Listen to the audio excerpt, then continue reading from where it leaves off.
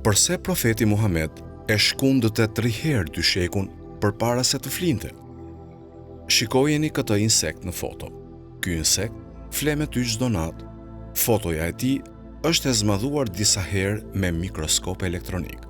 Ai jeton në dyshek, në batanie, në jastëk e të tjerë.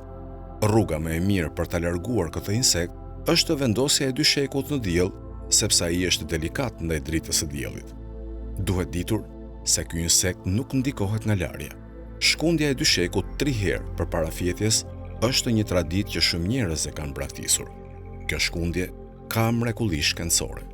Shkencëtarët dhe dietarët e nderuar kanë konstatuar se kur njeriu fle në shtratin e tij, qelizat që vdesin nga trupi i tij bien në dyshek. Kur njeriu zgjohet, këto qeliza të vdekura mbesin në dyshek.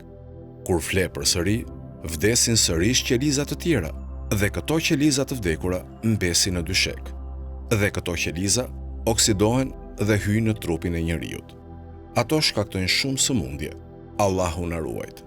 Këto qeliza nuk shihen veç se me mikroskop. Perëndimorët janë përpjekur për ta zgjidhur këtë problem. Ata bëjnë larjen e dyshekëve me lëndë pastruese, por pa rezultat. Ata përdorin të gjitha llojet e pastrimit, por këto qeliza nuk u zhdukën. Një dietar perëndimor e shkundi 3 herë me dorën e tij dyshekun dhe pa që qelizat u zhdukën.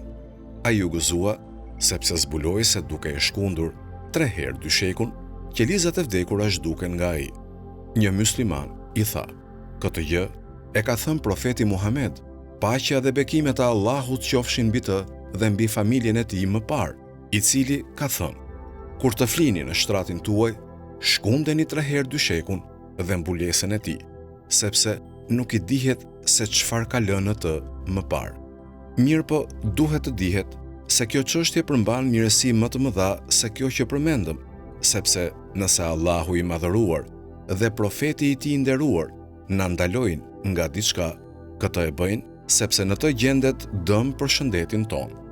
Allahu i madhëruar thot: Vërtet, Allahu është i gjithëmëshirshëm për ju. Gjithashtu thot: Ne nuk të kemi dërguar ty, veç se mëshirë për mbar botët.